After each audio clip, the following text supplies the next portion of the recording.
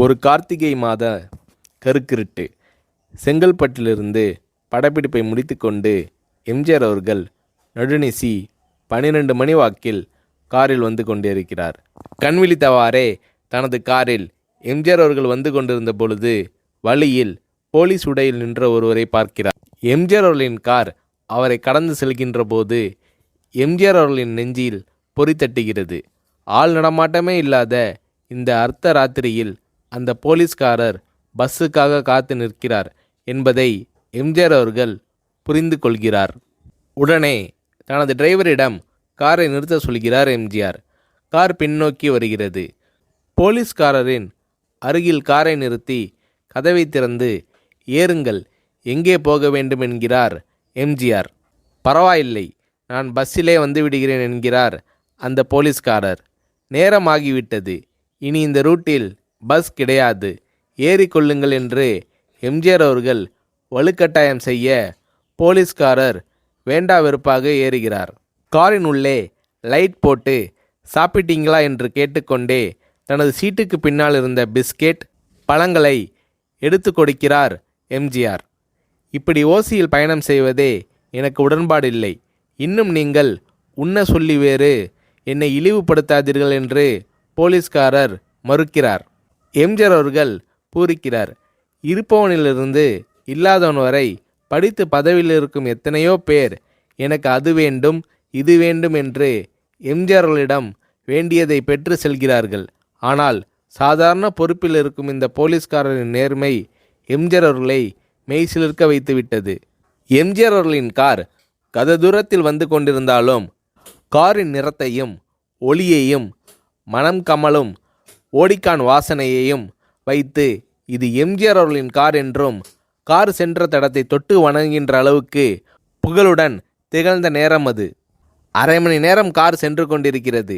ஆனால் அதுவரை எம்ஜிஆர் அவர்களை பற்றி பெரிதாக போற்றி புகழ்ந்து பேசாமல் அந்த போலீஸ்காரர் வந்ததே புரட்சித் தலைவர் எம்ஜிஆர் அவர்களுக்கு அந்த போலீஸ்காரர் மீது மரியாதையை கூடுதலாக்கியது.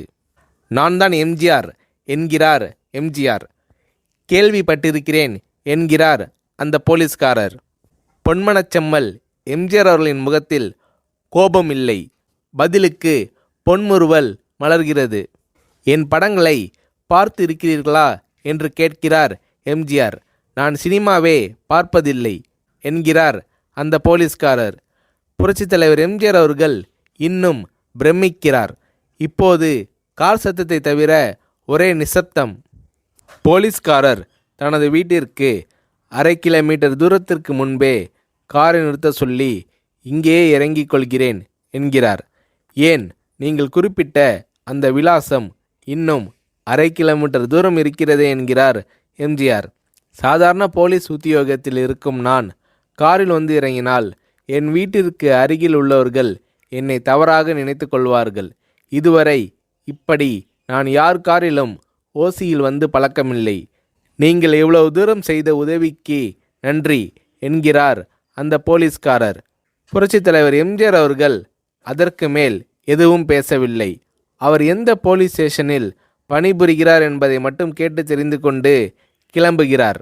அடுத்த நாள் செங்கல்பட்டு போலீஸ் ஸ்டேஷனுக்கு ஃபோன் செய்து நான் எம்ஜிஆர் பேசுகிறேன் என்கிறார் எம்ஜிஆர். ஃபோனை எடுத்த டிஎஸ்பி உதறலோடும் உற்சாகத்தோடும் தலைவரே வணக்கம் என்கிறார். இரவு சந்தித்த போலீஸ்காரரை பற்றி விசாரிக்கிறார் எம்ஜிஆர்.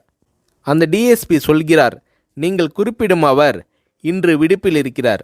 அவர் கையூட்டு வாங்காதவர், கடமை தவறாதவர், காவல்துறையின் நேர்மைக்கு இவரே இலக்கணம்.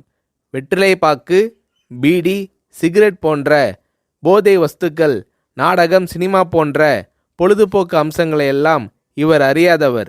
கல்யாண வயதில் உள்ள 3 பெண்களையும் கரை சேர்க்க முடியாமல் கஷ்டத்தில் இருக்கிறார் என்கின்ற விபரம் டிஎஸ்பியால் எம்ஜிஆர் அவர்களுக்கு சொல்லப்படுகிறது. அவரை நாளை என் தோட்டத்திற்கு வர சொல்லுங்கள் என்கிறார் எம்ஜிஆர். கேட்டுக்கொண்ட டிஎஸ்பி உங்களோடு ஃபோனில் ஆளுக்கு ஒரு வார்த்தை பேச இன்ஸ்பெக்டர், சப் இன்ஸ்பெக்டர் உட்பட எல்லோரும் ஆசைப்படுகிறார்கள். ஃபோனை அவர்களிடம் கொடுக்கலாமா என்கிறார். எம்ஜிஆர் அவர்கள் கொடுங்கள் என்கிறார். பேசுகிறார். அந்த போலீஸ் ஸ்டேஷனே புண்ணியம் பெற்றதாக மகிழ்ச்சி அடைகிறார்கள் அந்த போலீஸ்காரர்கள். மறுநாள் அந்த போலீஸ்காரர் ராமவரம் தோட்டத்திற்கு அழைத்து வரப்படுகிறார். அவரிடம் பேப்பரில் மடித்த பெரிய பணக்கட்டை கொடுத்து, இதை வைத்து உங்கள் பெண்களின் கல்யாணத்தை நடத்துங்கள் என்கிறார் எம்ஜிஆர். போலீஸ்காரர் மறுக்கிறார். நான் ஏதாவது உங்களிடம் காரியமாற்ற சொல்லி அதற்காக கொடுத்தால் அது தவறு. என்னால் ஆக வேண்டியது உங்களுக்கும், உங்களால் ஆக வேண்டியது எனக்கும் எதுவும் இல்லை. நான் உங்கள் கூட பிறந்த ஒரு சகோதரனாக நினைத்து கொடுக்கிறேன், பெற்றுக்கொள்ளுங்கள் என்று சொன்ன பிறகு கேட்டும் கூட கிள்ளி கொடுக்காத கனவான்கள் வாழும் இந்த உலகில் ரோட்டில் நின்றவனை அழைத்து சென்று அள்ளி கொடுத்த எம்ஜிஆர் அவர்களின் கருணையில் நெகிழ்ந்து போய் பெற்றுக்கொள்கிறார் அந்த போலீஸ்காரர். பிறகு ஒரு தேதியில் புரட்சித் தலைவர் எம்ஜிஆர் அவர்களே சென்று அந்த போலீஸ்காரரின் 3 பெண்களின் திருமணத்தையும் நடத்தி வைத்து வாழ்த்தி இருக்கிறார்.